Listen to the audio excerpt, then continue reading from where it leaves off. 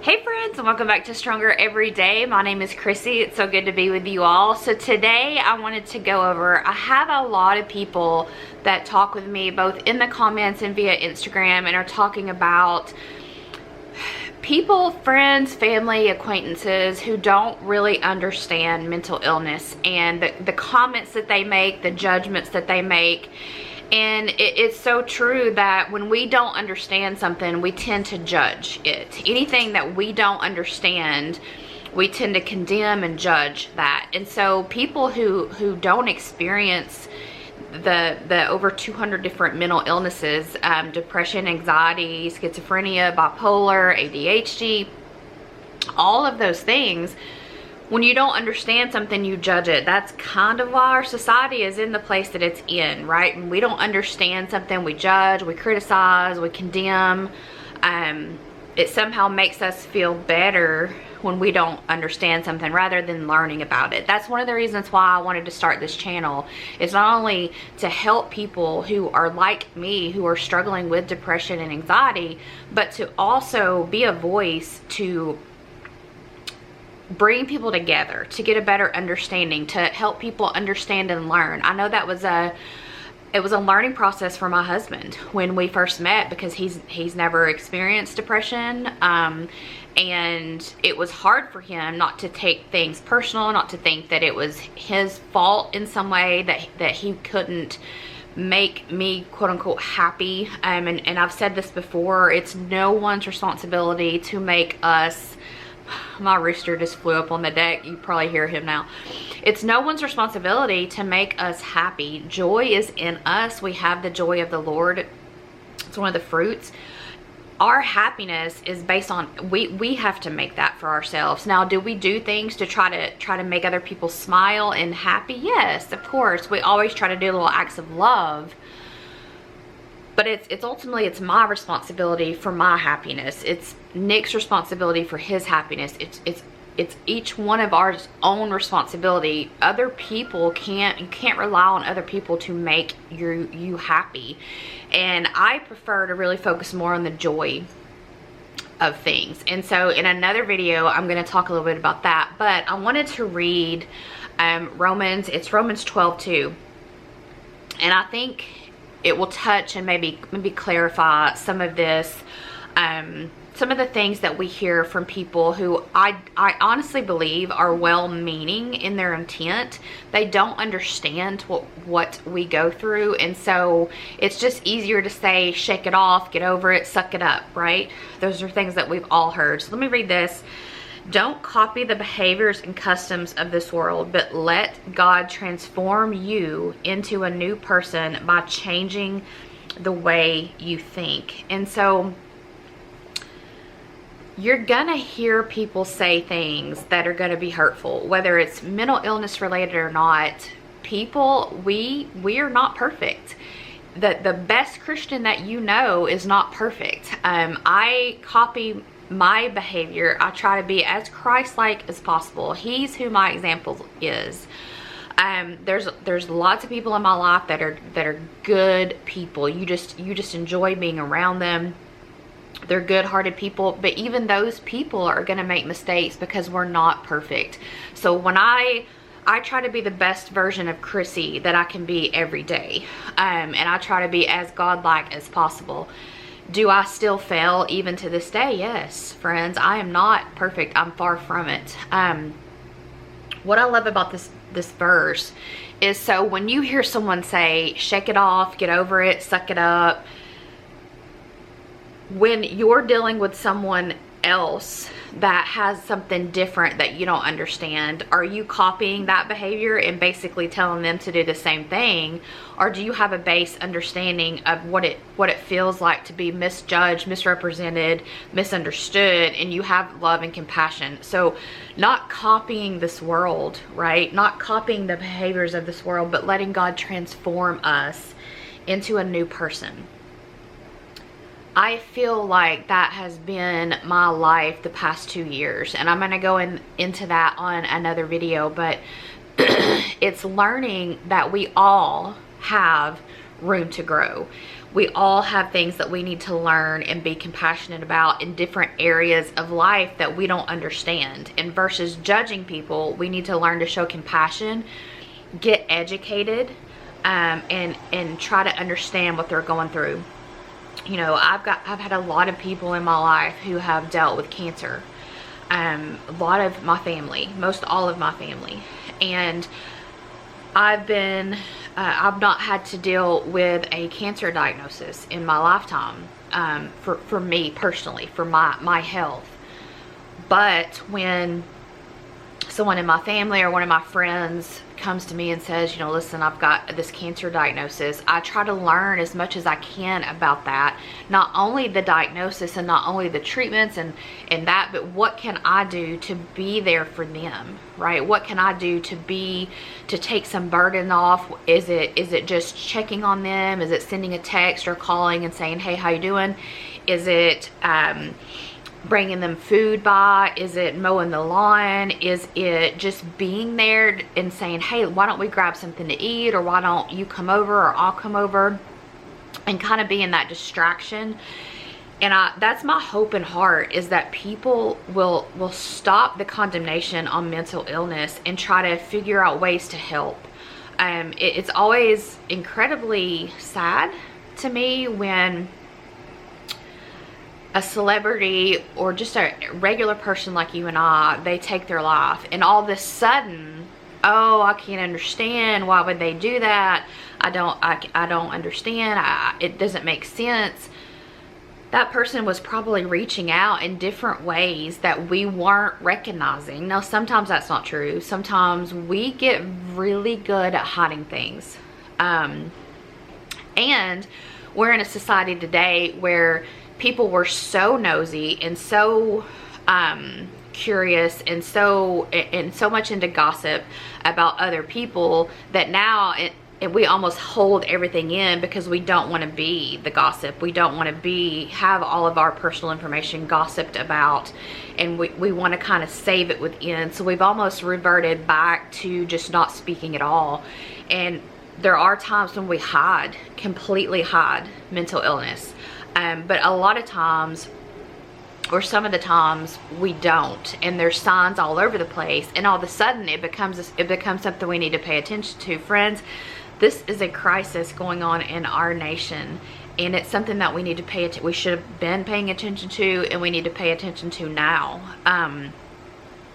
So many different aspects of life that when we don't understand something, we condemn. And I know a lot of you have reached out and said, you know, your family, your friends, your church, your spouse, your kids, different people have judged you because you have mental illness, and I have felt the same thing, and it's hard. I've discussed about a pastor. He's not our pastor. He wasn't even the pastor of the church we were visiting. Some of our family goes there. Had this whole spiel about how, you know, mental illness is basically stupid, and you're wasting money throwing it away. It's a lack of faith, and you're wasting money throwing it away on a therapist. It's a lack of faith. If you would just pray and ask God to take that away from you, He would. And it's hard. It's hard when we're being judged by people. What I can tell you is this, and this is from me, Chrissy, and this is from people. This is also from a plethora of you guys who have reached out, and for people that I know that struggle with mental illness. It's been coming up on 29 years that I've struggled with depression and anxiety, and the number of times that I have prayed about it, and in fact begged God to heal me, to help me, I can't count them. The only reason that I'm here today, and the only reason that a lot of you are still here today, is because God has carried us through. Without Him, we would not have made it through. So I try not to be combative when people say things like that to me, because you're not going to win the battle there. If you're open and you show understanding and you have a good conversation about things, that's going to go a lot further than being combative with someone who's judging you. And that's hard, friends, when someone's judging you and basically telling you, we know how we feel when we're struggling, and it's miserable. Miserable is not even a strong enough word. I've talked in detail about how I feel when I'm struggling with depression, and I feel like I have just been, we're in a fight, we're in a ring and we're in a fight, and I have just been beaten and beaten and beaten. I'm on the ground, I'm still getting hit, and no one's throwing in the towel. And for a long time, I'm able to keep my head up. My body's on the floor, but I'm able to keep my head up. And then at some point, you just can't take it anymore. You're exhausted, you're tired, and you put your head down. And that's how I kind of, for people that don't understand mental illness, that's the best way I can describe it is, you know, shake it off doesn't work. You're exhausted. You know, you fight every day to make it through every day, and your brain power, your energy is just making it through every day. That's why God had me start this channel, is to be able to reach out and tell you, friends, there's hope. If I have struggled, so it was 27 and a half years, and if I have struggled through it this entire time and been able to come out, what I feel is on the other side. Do I still have occasional bad days? Of course. It's not rainbows and sunshine. It's hard when there's a misunderstanding, or when someone's upset with you, or when you have one of those days. I just had one recently. I woke up, knocked my cup off my side table. Water was in the floor. I got up from that, cleaned that, went into the bathroom. One of our dogs had pottied in the floor. Cleaned that up. It was a upset stomach kind of potty. So, and it was a Great Dane upset stomach kind of potty. Let them out, came back in, couldn't find my, I was trying to get ready, you know, for work. I couldn't find my little makeup sponge anywhere. Couldn't find it. Finally found it. Got out to feed the chickens, tripped in the mud. It was just a plethora of things, right? And so what I've learned to look at is when my day starts out that way, is something big must be going to happen, or the devil wouldn't be trying to throw all these things at me to make me start out with, well, here we go, this day's wasted, it's going to be a horrible day. No.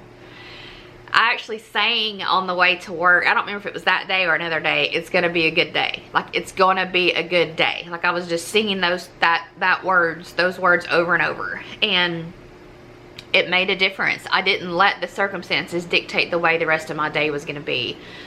We can't let what people say and think dictate the way that we're going to live our lives. For me, I know there's something that's changed. There's something that's changed in me. And what I can tell you is well, what happened? What did you do to make for this change to happen? When God called me to start this channel, He didn't release me automatically to start it. I had to dive deep. And I've said before, and I have it as a sticky note in the front of my Bible, God has something prepared for me, but He's preparing me for it. And I have that as a sticky note in the front of my Bible, so I see it every day when I open. And He had to prepare me. And I'm still not where I want to be as far as knowledge about this, but what I can be is real. And I can tell you my experiences, and I can tell you what's worked for me. And what's worked for me is I have watched what I eat. I don't mean I've been on a diet. I just try, and I'm not perfect. Matter of fact, the past couple weeks, I would say I've slipped off some of this, but I've tried to keep some of the sugar and the junk foods out. You know, the cakes, the cookies, the donuts, all of that. The sugar content, basically, I've been trying to keep out. I do still cook with sugar, but as far as eating the little treats, I try to steer away from that. Drinking more water. But what's changed the most, I think, for me is spending that time with God every day. And do I miss days occasionally? Yes. There are some days, and you know what I'm talking about, when you're awake and you think, I cannot process one thing today. I cannot process that. God knows that. He sees that. And so what I'll do is I'll listen to praise and worship music, or I'll pray, or I'll watch a video. And instead of reading and trying to comprehend the Bible, which is a problem, and it's hard for some of us, especially if you suffer with things like ADHD. It's hard to read and comprehend what you're reading.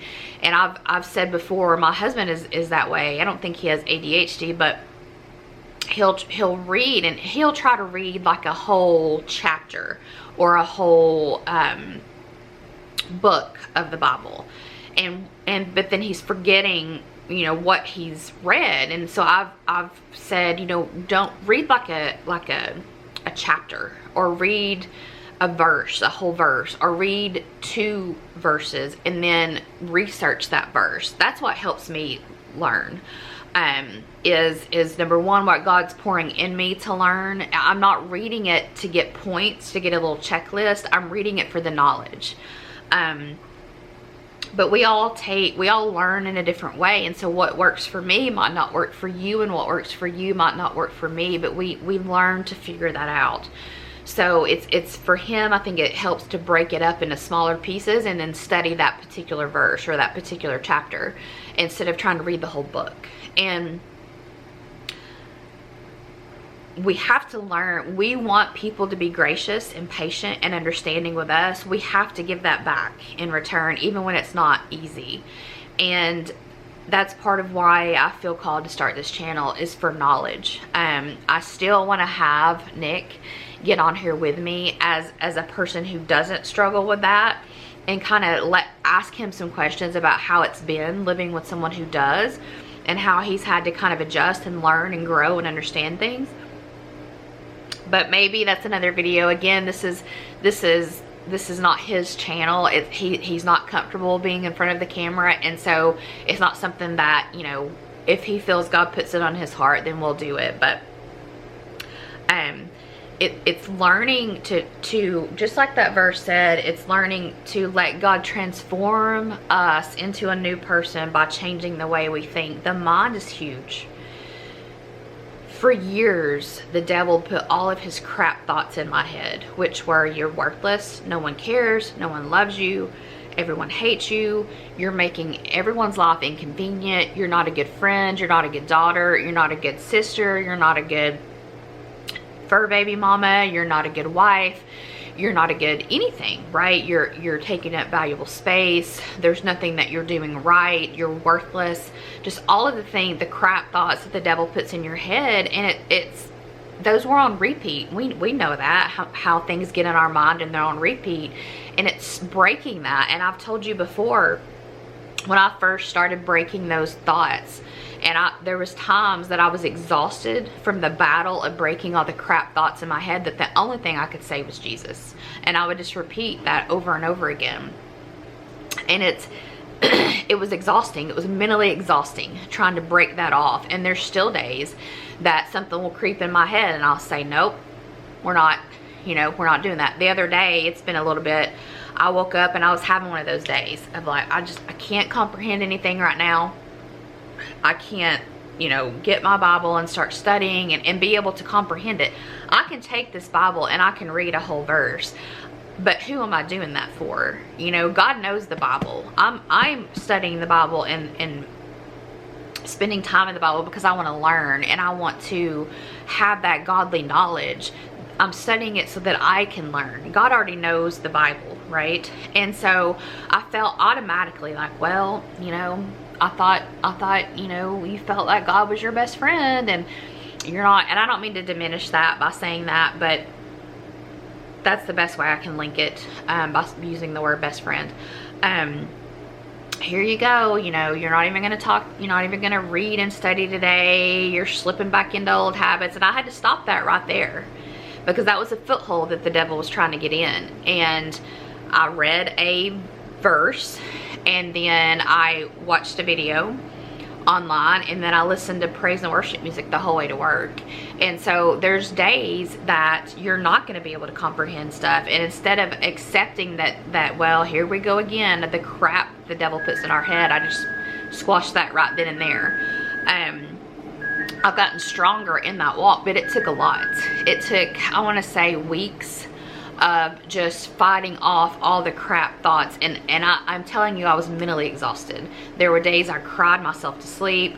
There were days that I fell asleep saying Jesus, Jesus, Jesus, Jesus over and over and over and over again. Friends, we can get better, but we're going to have to fight for it. And it's hard when you're done fighting. It is exhausting and it's hard. At some point in your journey, there's going to be a place where you feel like you can fight again. And that's when you're going to have to hit it hard. You're going to have to give yourself grace, but you're also going to have to know when to push yourself. And we all know where that spot is. It's just getting to that place, right? It might be a week, it might be a month, it might be a year. But it's learning that and pushing forward. That's been the best thing and the most positive thing that's happened. Friends, I end every video this way. It's always my hope and heart that you feel this. God loves you. I love you. Your family loves you. Your friends love you. And we need you here. We'll see you in the next one, friends. Bye.